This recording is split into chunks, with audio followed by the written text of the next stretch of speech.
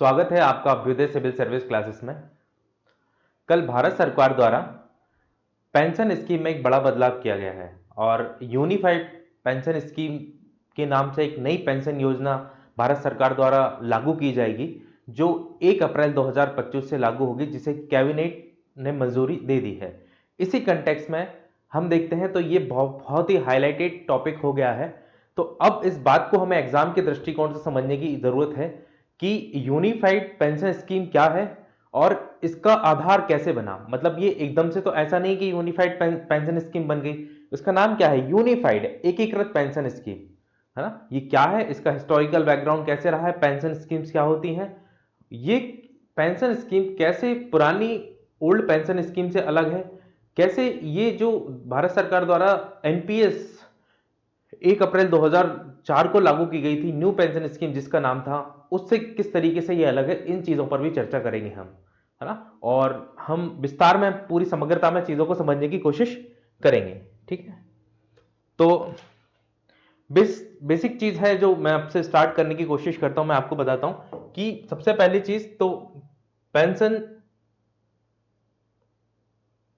है क्या, है ना।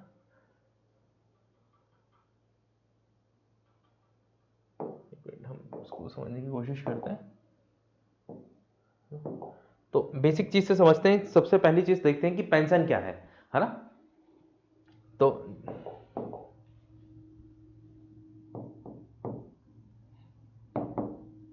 कि पेंशन क्या होती है आखिर।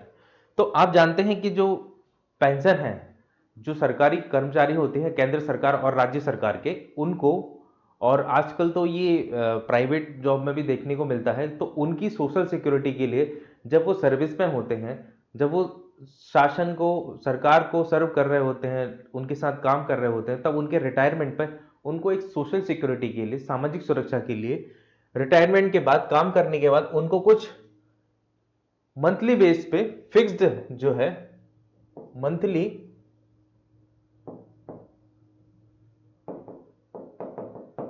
फिक्स अमाउंट दिया जाता है। कब? After retirement. कब? आफ्टर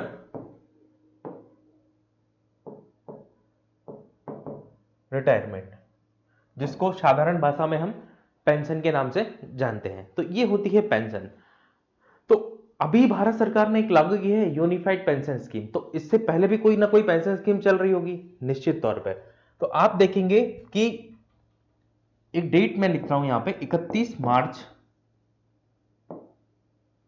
2004 तक जो भारत के अंदर चलती थी उसको बोलते थे ओपीएस, या उसको सिंपल पेंशन स्कीम बोलते थे। लेकिन ओपीएस क्यों बोलने लगे? क्योंकि इसके एक दिन बाद से भारत में 1 अप्रैल 2004 से भारत में एनपीएस न्यू पेंशन स्कीम लागू हुई, है ना। एनपीएस न्यू पेंशन स्कीम लागू हो जाती है। तो जब 2004 से न्यू पेंशन स्कीम लागू हो जाती है, तो ऑब्वियस सी बात है, जो पुरानी पेंशन स्कीम थी जिसका नाम पेंशन स्कीम ही था, उसको ओपीएस के नाम से बुलाया जाने लगा, ओल्ड पेंशन स्कीम, है। ऑफिशियली ओल्ड पेंशन स्कीम जैसा कोई नाम नहीं होता है, ठीक है। और ये हो गई एनपीएस न्यू पेंशन स्कीम 2004 से। अभी सरकार ने कहा है कि हम 1 अप्रैल 2025 से यूपीएस लागू करेंगे। यूपीएस का फुल फॉर्म है, यही जो सरकार लागू करने वाली है, unified pension scheme. Unified pension scheme, इसका नाम है unified pension scheme. Unified, unified word से आप क्या समझते हैं? जैसे हम, हमारे जो देश में आज बात चल रही है, जैसे हम एक देश एक कर की बात करते हैं, एक देश एक चुनाव की बात करते हैं, उसी प्रकार यहां यूनिफाइड मतलब एकीकृत। हम यहां भी एक पेंशन स्कीम की बात करने के लिए जा रहे हैं। आप देखेंगे, मैं आपको आगे बताऊंगा, हिंट करूंगा कि किस तरीके से हमने 2 से 3 पेंशन स्कीम को इसके साथ मर्ज किया है, जोड़कर एक यूनिफाइड पेंशन स्कीम डिजाइन की है, जो कहीं ना कहीं एकात्मकता को दिखाती है हमें, है ना, यूनिफाइड पेंशन स्कीम।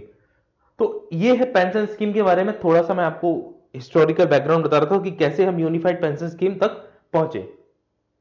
अब पहली चीज अब आप ये समझिए कि ये यूनिफाइड पेंशन स्कीम जो सरकार द्वारा लाई गई, आखिर ये क्या है ना? तो अब मैं आपको बताता हूं कि यूनिफाइड पेंशन स्कीम क्या है।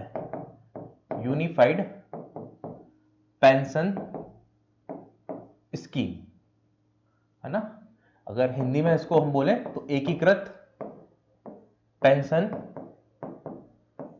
योजना, ठीक है, एकीकृत पेंशन योजना है ना, क्या है? तो एग्जाम के कंटेक्स्ट में आप देखें तो सबसे पहली चीज जो आपको याद रखनी है वो याद रखना है डॉक्टर, एक नाम याद रखना है, डॉक्टर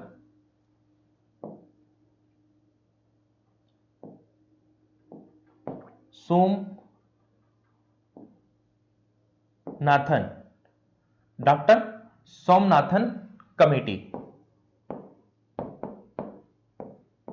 है ना। डॉक्टर सोमनाथन कमेटी की अध्यक्षता में पिछले साल एक कमेटी बनाई गई थी है ना, इनकी अध्यक्षता में। अध्यक्ष कौन थे? ये डॉक्टर सोमनाथ है ना, डॉक्टर, हिंदी में मैं लिख देता हूं डॉक्टर सोमनाथन। इनकी अध्यक्षता में पिछले साल 2023 में एक कमेटी का निर्माण किया गया और एनपीएस जो न्यू पेंशन स्कीम 2004 में लागू की गई थी उसके रिव्यू करने के लिए कहा गया, क्योंकि कई सारे उस पर एलिगेशन लग रहे थे न्यू पेंशन स्कीम पर। पिछले 2 सालों में देखे तो कई सारे आंदोलन भी हुए थे जो न्यू पेंशन स्कीम का विरोध करते हुए दिख रहे थे। तो ऐसे में सरकार को लगा क्यों ना इस न्यू पेंशन स्कीम का एक रिव्यू किया जाए एक समिति के द्वारा और देखा जाए कि इसमें क्या कमियां हैं और उन कमियों को किस तरीके से दूर किया जाए। तो 2023 में पिछले साल अप्रैल के आसपास एक कमेटी बनाई गई थी और इसी कमेटी की रिकमेंडेशन पे एकीकृत पेंशन योजना लेकर आई गई। तो पहला सवाल एग्जाम में आपके लिए बन सकता है कि एकीकृत पेंशन योजना कौन सी कमेटी के आधार पे आई? डॉक्टर स्वामीनाथन कमेटी, ठीक है, एकदम sorry Somanathan, doctor Somanathan committee के आधार पर बनाई गई, ठीक है। पहली चीज आपको यह याद रखना है। तो इस योजना के अंदर अभी सरकार ने बहुत कुछ डिस्क्लोज नहीं किया है, पर फिर भी जो 4-5 पॉइंट की पॉइंट बताया है सरकार ने कि इस योजना के अंदर हम क्या करने वाले हैं, किस तरीके के बेनिफिट देने वाले हैं, तो एक एक करके हम उन पॉइंटों को डिस्कस कर लेते हैं, है ना। जैसे देखिए मैं आपको बताता हूं कि एक, देखिए यहां से पढ़िए, India unified pension scheme is a framework initiated simplify and unify the various pension scheme currently available in country, है ना। सिंपल सी बात है जो मैं आपको बताने की कोशिश कर रहा था, स्टार्टिंग मैंने बताई थी कि ये जो पेंशन स्कीम है, ये देश में जो और भी जो पुरानी पेंशन स्कीम थी इनको सिंपल करने के लिए और इनको एकीकृत करने के लिए, इंटीग्रेट करने के लिए ये योजना लाई गई है, जिसका इसके नाम से ही पता चलता है। अब इसके अंदर कौन कौन सी चीजें समाहित हो गई हैं ये भी देख लीजिए। ये भी प्रीलिम्स के लिए बहुत ही इंपॉर्टेंट फैक्ट हो सकता है आपके एग्जाम के दृष्टिकोण से, है ना। The unified pension scheme is integrated multiple pension scheme such as employees provident fund, EPF, एक ये चीज याद, EPF, employed pension scheme EPS, national pension scheme NPS and old pension scheme OPS and other single and streamline system, है ना।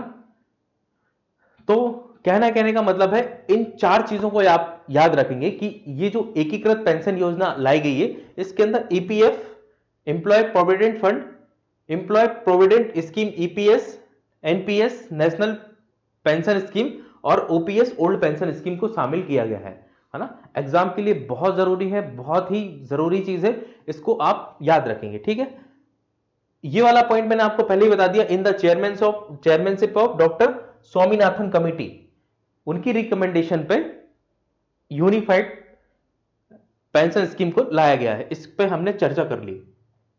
अब मैं आपसे कह रहा था कि कुछ की फीचर्स है स्कीम के, उनको हम देखते हैं कि सरकार हमें क्या बातें करती हुई दिख रही है। एक हम लास्ट में एक कंपैरिजन भी करेंगे जिसमें मैं आपको बताऊंगा कि न्यू पेंशन स्कीम अच्छी है या ओल्ड पेंशन स्कीम अच्छी थी या जो अभी यूनिफाइड पेंशन स्कीम आई है ये अच्छी है। सभी के कंटेक्स्ट से बताऊंगा, एम्प्लॉय के कंटेक्स्ट से कौन सी अच्छी है और सरकार के कंटेक्स्ट से देखें तो कौन सी अच्छी है ना। तो हम सभी के संदर्भ में चीजों को देखने की कोशिश करेंगे। तो पहली चीज है इस इस योजना के अंदर जो यूनिफाइड पेंशन स्कीम आई है, एनपीएस में सबसे बड़ी यही कमी थी कि एश्योर्ड पेंशन नहीं थी उसमें।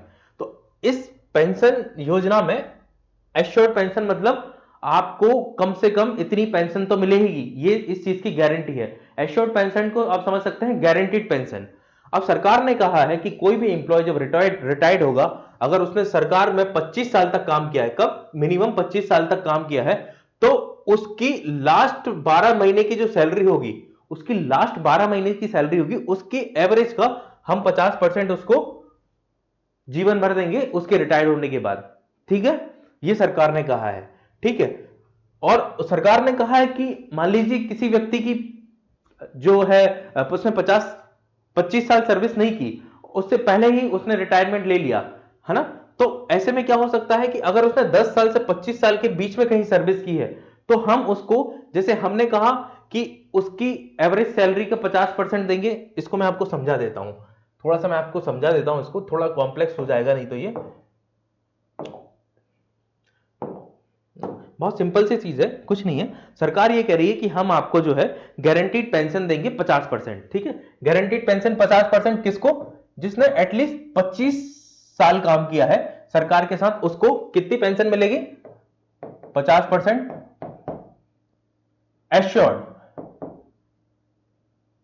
एश्योर्ड पेंशन मिलेगी 50%। और ये 50% कैसे निकालेंगे, तो 50% निकालने का फॉर्मूला है हमारा कि लास्ट 12 मंथ की सैलरी का एवरेज, ऐसे समझ लो, सैलरी का जो एवरेज होगा ना, औसत, उससे हम निकालेंगे उस साल की इनकम को, और उसी का हम 50% एश्योर्ड पेंशन देंगे जिसने सरकार के साथ 25 साल तक काम किया है उस व्यक्ति को, है ना। जैसे कि कोई मान लीजिए किसी व्यक्ति का लास्ट बार जब वो रिटायरमेंट हो रहा है, तो उसके लास्ट 12 महीने की जो सैलरी थी उसका एवरेज आया 2 लाख रुपए, है ना। कितना आया, 2 लाख रुपए। तो सरकार उस व्यक्ति को 1 लाख रुपए जो है वो पेंशन देगी, क्योंकि सरकार 50% पेंशन दे रही है, ये गारंटीड पेंशन है। तो उस व्यक्ति को 1 लाख रुपए पेंशन मिलेगी रिटायरमेंट के बाद। कब तक, जब तक उसकी मृत्यु ना हो जाए। ठीक है, एक चीज ये आप समझ गए होंगे।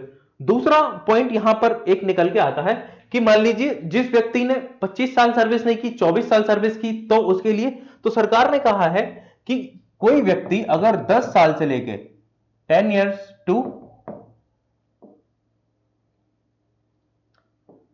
25 इयर्स से कम, 10 साल से ज्यादा और 10 से ज्यादा और 25 साल से कम अगर सर्विस करता है सरकार के साथ, तो उस व्यक्ति को कितनी पेंशन मिलेगी, उस व्यक्ति को भी पेंशन मिलेगी, लेकिन उस व्यक्ति को जो 50% की एश्योर्ड इनकम की बात कर रहे थे वो नहीं मिलेगी। अब सरकार ने यह कहा है कि मान लीजिए कोई व्यक्ति सरकार के साथ 20 साल काम करता है, 20 साल काम करता है, तो हम उसको जब वो रिटायर्ड हो रहा था, तो कहें कि उसकी आखिरी सैलरी का, आखिरी सैलरी के औसत का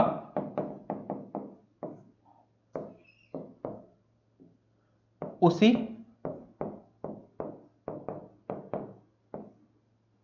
अनुपात में देय होगा।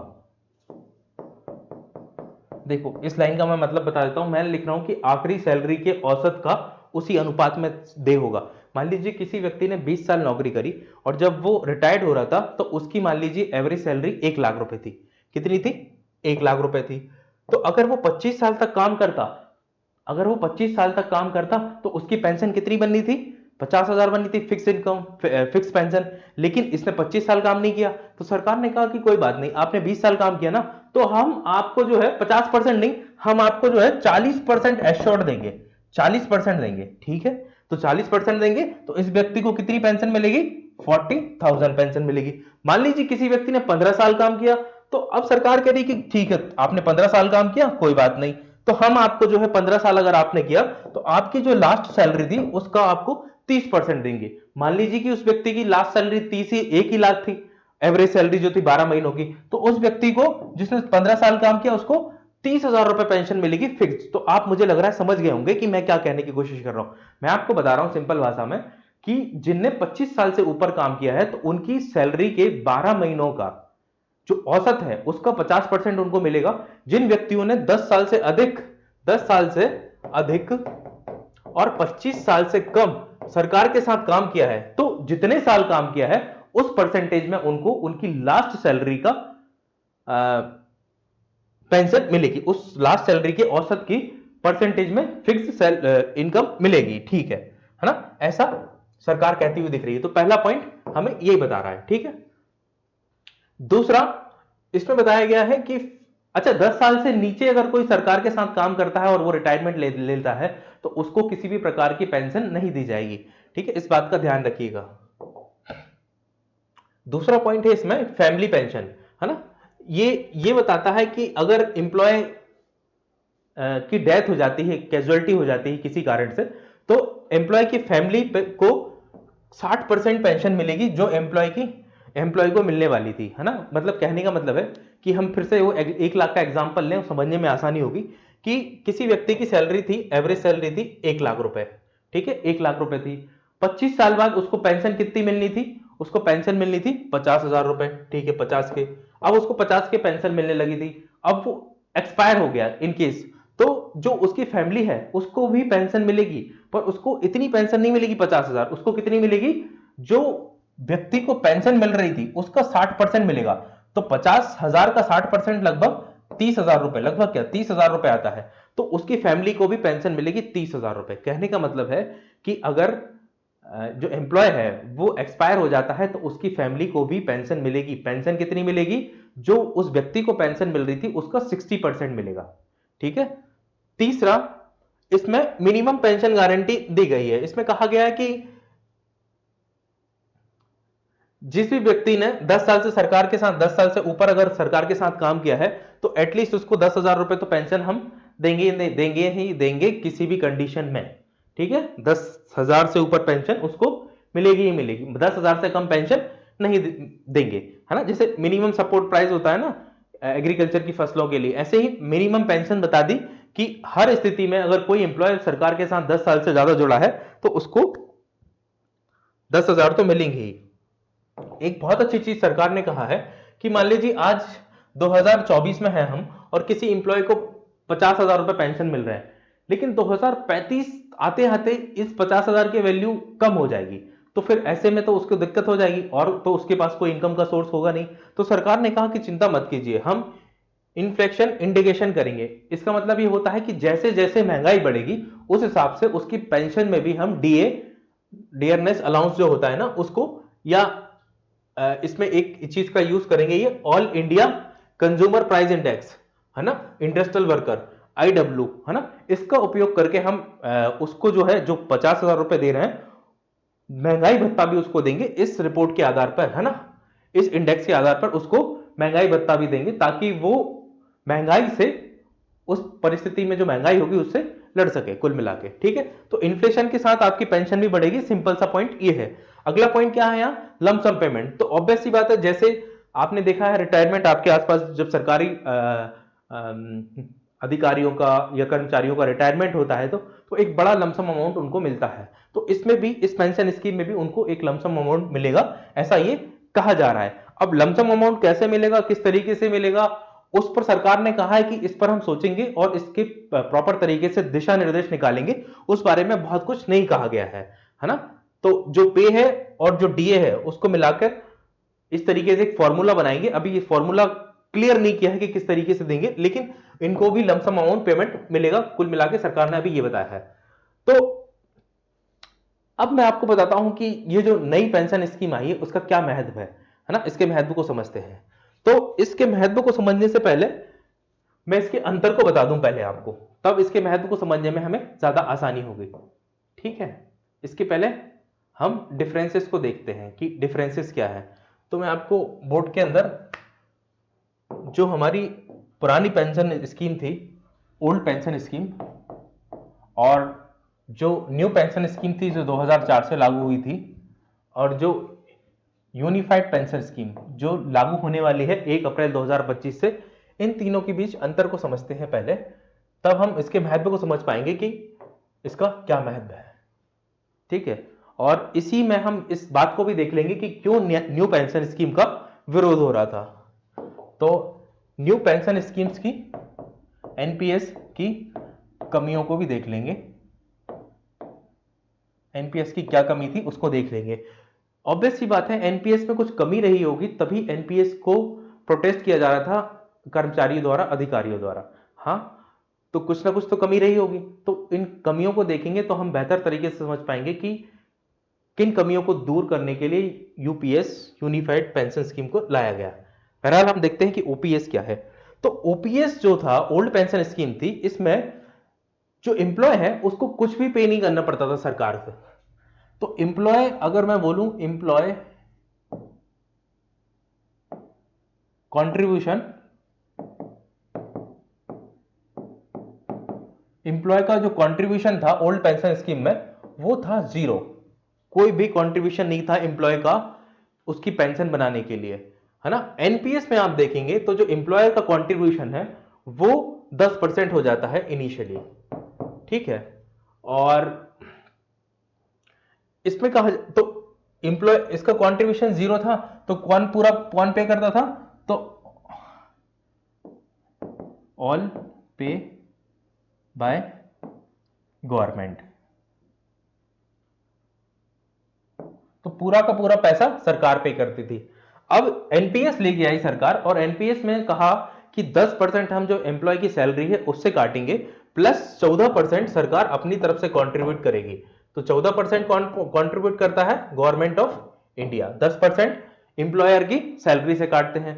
अभी यूनिफाइड पेंशन स्कीम में क्या हो गया है, यूनिफाइड पेंशन स्कीम में यह हुआ है कि एम्प्लॉय के जो सैलरी है उससे 10% तो काटा जाएगा, इसमें कोई परिवर्तन नहीं हुआ है ना। पर जो सरकार 14% जोड़ रही थी, अपनी तरफ से कंट्रीब्यूट कर रही थी पेंशन स्कीम में, एनपीएस में, उसको सरकार ने बढ़ा के 18.5% कर दिया है ना, 18.5% कर दिया है। तो कह सकते हैं कि अब सरकार पर जो है पेंशन का बर्डन निश्चित तौर पर बढ़ेगा, क्योंकि 4.5% सरकार ने अपने कंट्रीब्यूशन को यूनिफाइड पेंशन स्कीम में बढ़ाया है। और इसी के बेस पे ये कह पा रही है 4.5% के बेस पे कि हम लोगों को, सरकारी कर्मचारियों को, अधिकारियों को अब एश्योर्ड पेंशन देंगे। ठीक है, तो पहला अंतर आपने देख लिया कि इसमें जो है एम्प्लॉय कुछ भी कंट्रीब्यूट नहीं करता था, सारा कंट्रीब्यूशन गवर्नमेंट का होता था। एनपीएस लेके आए उसमें हमने 10% कंट्रीब्यूशन एम्प्लॉय का होता है, 14% गवर्नमेंट ऑफ इंडिया करती है। और यूपीएस में, यूनिफाइड पेंशन स्कीम जो अभी आई है, इसमें 10% कंट्रीब्यूशन तो एम्प्लॉय का है, लेकिन 18.5% कंट्रीब्यूशन गवर्नमेंट ऑफ इंडिया का है, जिसमें 4.5% कंट्रीब्यूशन सरकार ने बढ़ाया है।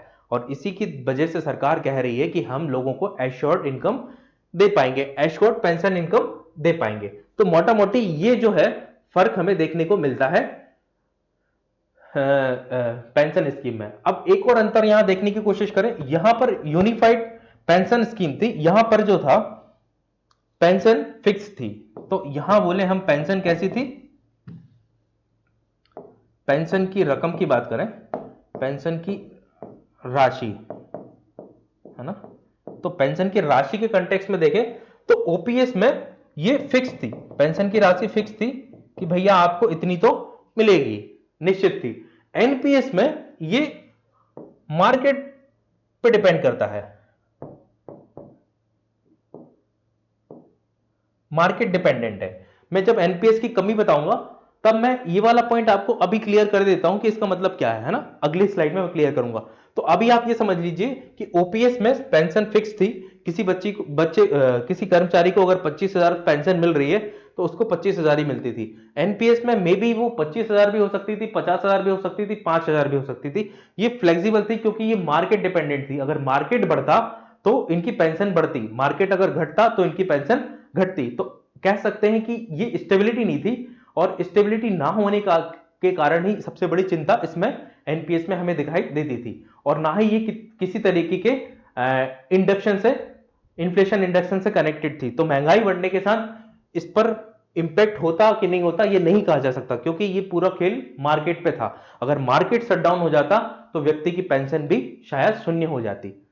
तो ये बड़ी चिंता थी। यूपीएस में क्या है, यूनिफाइड पेंशन स्कीम में क्या है, यहां पर सरकार ने फिक्स्ड इनकम कर दी है, यहां सरकार ने फिक्स्ड इनकम कर दी है कि आपको कम से कम इतनी तो इनकम मिलेगी ही, फिक्स्ड इनकम सरकार ने कर दी है ना।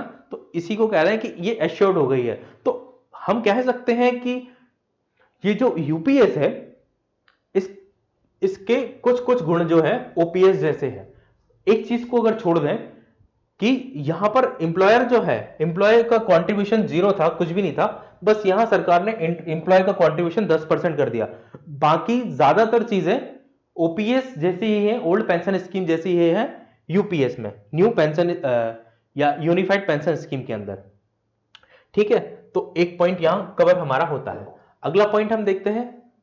अब मैं जो आपको बता रहा था इसके इंपॉर्टेंस के बारे में बता रहा था कि इसका महत्व क्या है ना। तो significance of unified pension scheme. तो महत्व में सबसे पहला पॉइंट जो हमने मेंशन किया है वो किया है इंक्लूसिविटी, है ना, समावेशिता, है ना।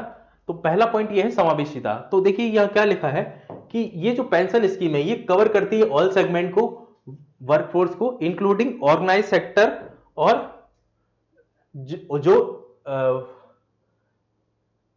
जिनके पास फॉर्मल पेंशन स्कीम में जो कंट्रीब्यूट नहीं कर पाते हैं उन लोगों को भी ये शामिल करती है यूनिफाइड पेंशन स्कीम में। आपको एक चीज और बता दूं कि यूनिफाइड पेंशन स्कीम जो है इसमें जैसे न्यू पेंशन स्कीम थी जिसमें सरकारी कर्मचारी के अलावा भी कोई पार्टिसिपेट कर सकता था, तो ऐसे ही यूनिफाइड पेंशन स्कीम में भी समावेशिता को रखा गया है। इसमें भी सरकारी कर्मचारी के अलावा भी लोग पार्टिसिपेट कर सकते हैं, है ना।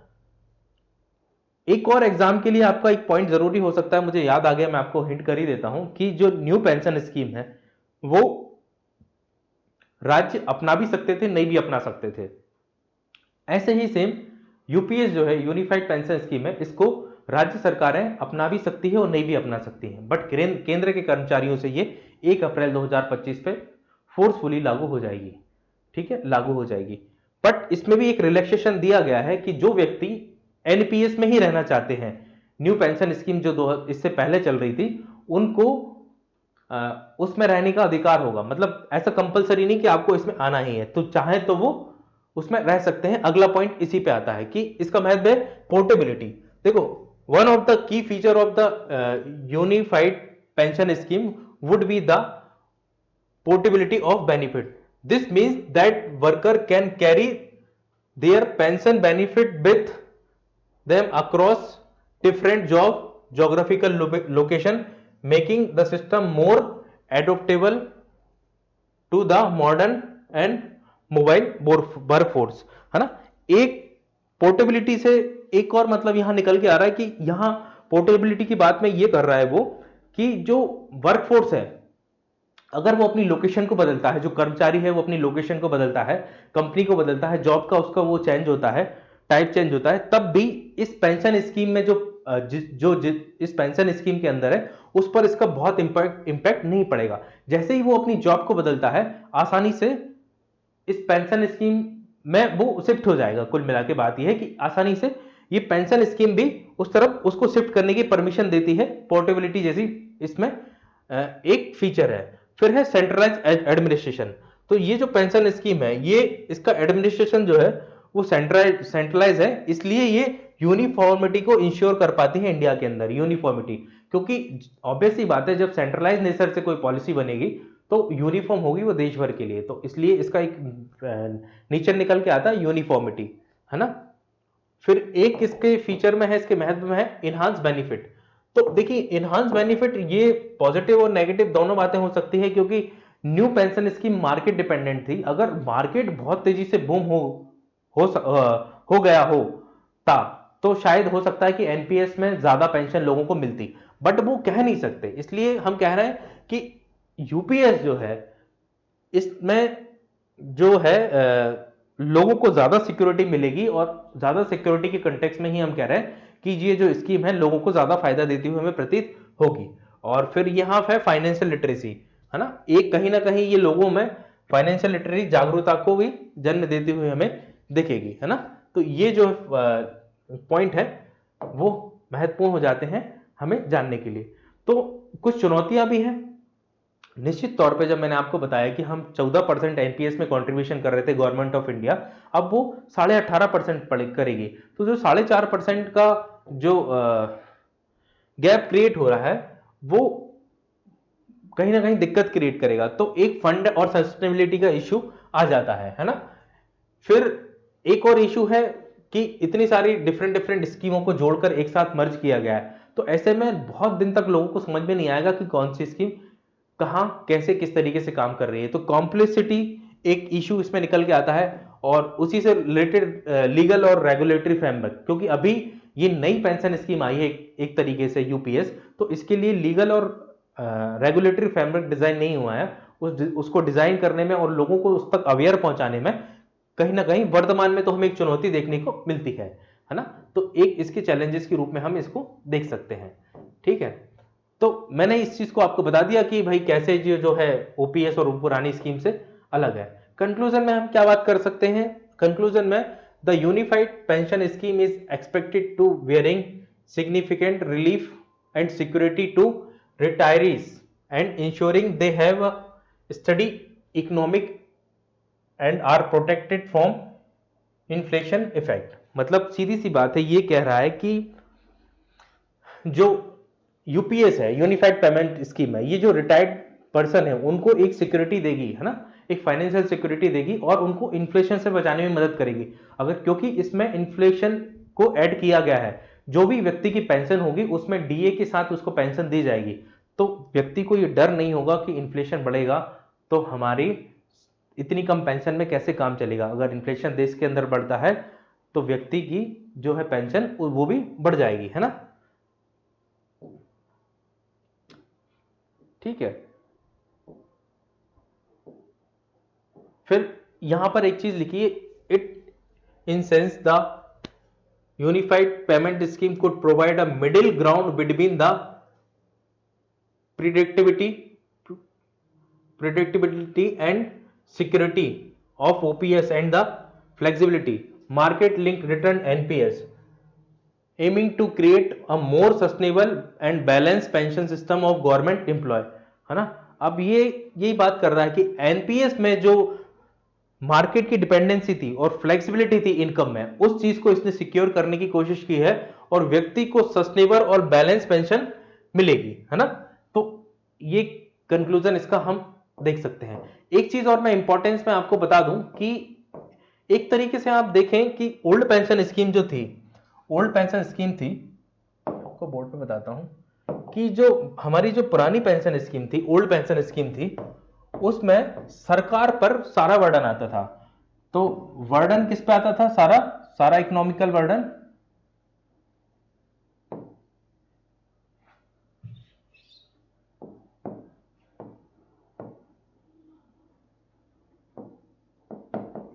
इकोनॉमिकल बर्डन किस पे आता था? पूरा का पूरा गवर्नमेंट ऑफ इंडिया पे सारा आता था। लेकिन यूपीएस में एक बहुत अच्छी चीज हो गई है, इसमें जो वर्डन है, जो वर्डन है वो दो हिस्सों में बढ़ गया है। एक एम्प्लॉय पे कितना 10% और दूसरा गवर्नमेंट ऑफ इंडिया पे, है ना, कितना 14%, 14.5%, सॉरी ये है 18.5%, क्योंकि 14% तो पहले मिलता था, अभी 18.5% इसको कर दिया गया है।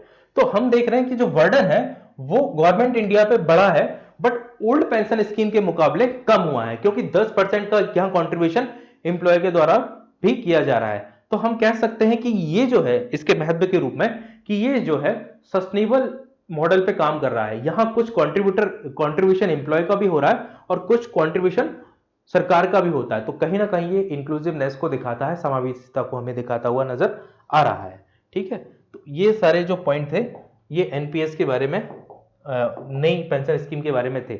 अब मैं आपको जाते जाते एक पॉइंट बता दूं कि एनपीएस में क्या कमियां थी, है ना। तो एनपीएस था, उसमें सबसे बड़ी कमी थी कि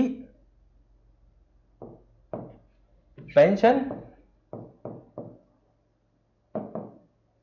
नॉट फिक्स्ड, फिक्स नहीं था। दूसरा मार्केट डिपेंडेंट था, दूसरा मार्केट डिपेंडेंट था, है ना। तीसरा, एक कमी जो थी, जो 2019 से हम कह सकते हैं, 2019 के बाद गवर्नमेंट ऑफ इंडिया ने एम्प्लॉयर का एम्प्लॉयर कंट्रीब्यूशन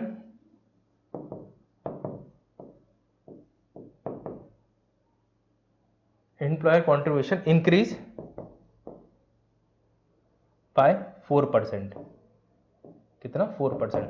2019 के बाद सरकार ने जो एम्प्लॉयर का कंट्रीब्यूशन था, मैंने एनपीएस में बताया था आपको, 10% जो है एम्प्लॉयर देता था, जो काम करता था व्यक्ति उसकी सैलरी से काटते थे, 14% गवर्नमेंट ऑफ इंडिया कंट्रीब्यूट करती थी।